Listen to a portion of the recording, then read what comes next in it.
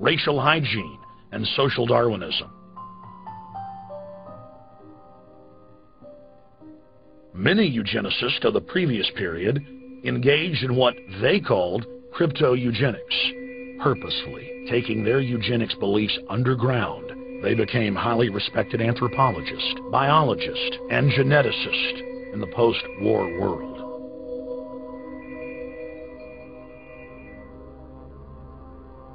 The Allies then smuggled thousands of Nazi scientists out of Germany and placed them in key scientific positions, ranging from bioweapons to rocketry throughout the military-industrial complex.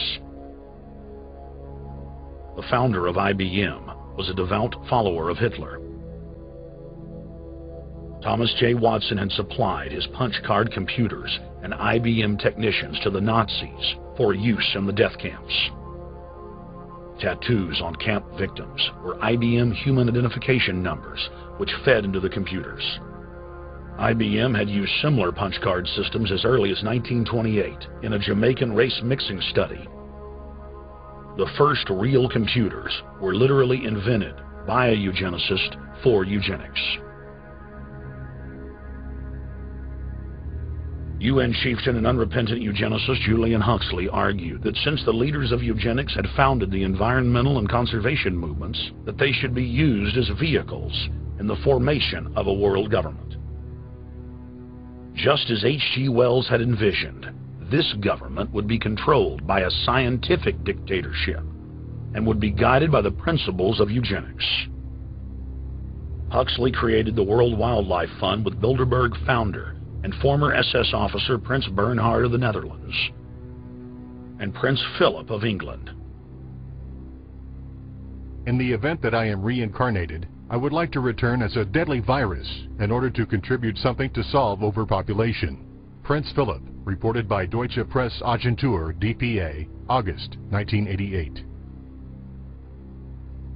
Aldous Huxley, author of Brave New World and brother of Julian Huxley, gave a speech at Berkeley in 1962, shortly before his death. He admitted that his best-selling book, Brave New World, written in 1932, was based not on fiction, but on what the elite were actually planning to implement.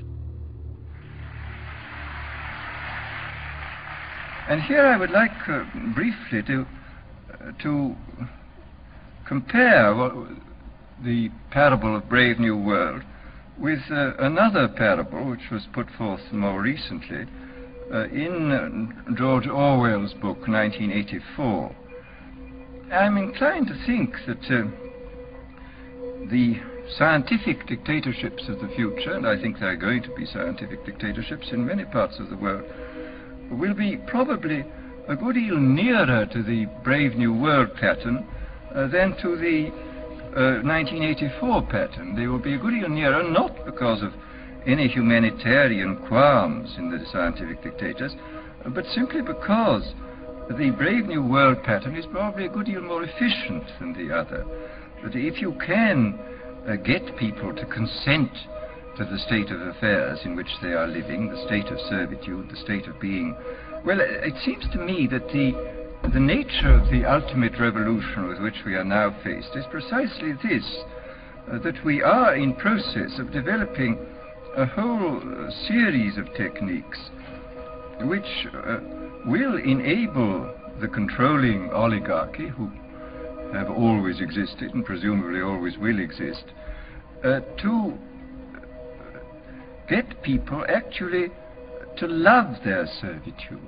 People can be made to enjoy a state of affairs which, by any decent standard, they ought not to enjoy. And these methods, I think, are a real refinement on the older methods of terror, because they combine methods of terror with methods of acceptance. But then there are various other methods which one can think of. There is, for example, the pharmacological method. This was one of the things I talked about in Brave New World.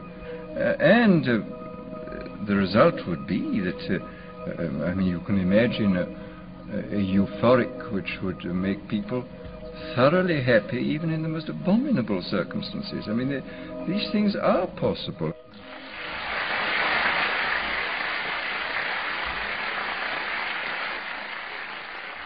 The elite have left a massive wave of destruction behind them as they cold-bloodedly experiment on civilian populations as if we are lab rats. A string of congressional investigations has uncovered more than 20,000 secret tests that were carried out against the American people between 1910 and 2000. One well-known eugenics study, the Tuskegee Syphilis Project, killed hundreds of blacks and spanned 40 years until whistleblowers exposed it in 1972. From 1943 until present, the British have tested lethal nerve gas on their own personnel, on land, air, and sea. Many died instantly. Still others died grueling deaths over several years. The federal government commissioned secret radiation experiments on thousands of non-consenting patients. Hundreds of hospitals in the U.S. injected healthy men, women, and children with uranium and plutonium at dosage levels ranging from non-therapeutic to lethal, killing many of the test subjects.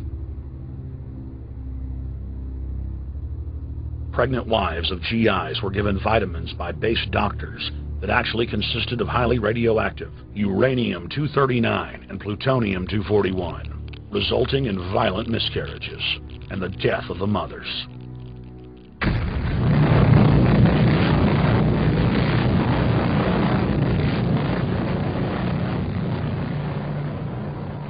Soldiers, sailors, and Marines were used as guinea pigs in hundreds of atomic and hydrogen bomb tests. Patriotic Americans were radiated side by side with lab animals.